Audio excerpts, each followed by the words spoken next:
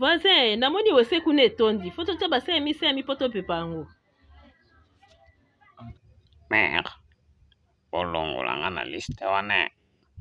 Eza bato baliaka nde bakota wese. Tala forme na nga ta forme na bino. Banani batondisi wese wana mpenza ata bino mo.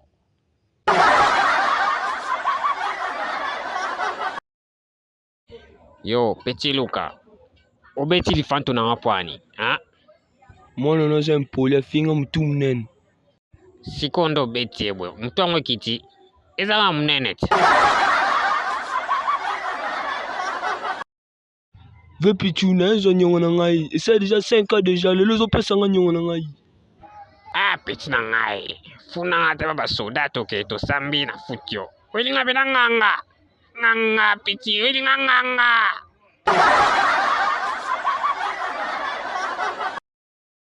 Ve pichu te moli maboko ni kolo boye pwani. Le sama nzela boye. Petit na nga. Ndela loba, dans la vie, faut jamais baisser les bras. Yanga maboko na kitate tina bonga.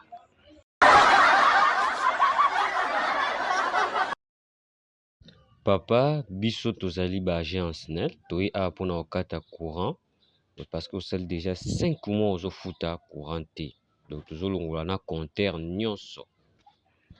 Mais papa, biso wana changu wana maeke nda poto.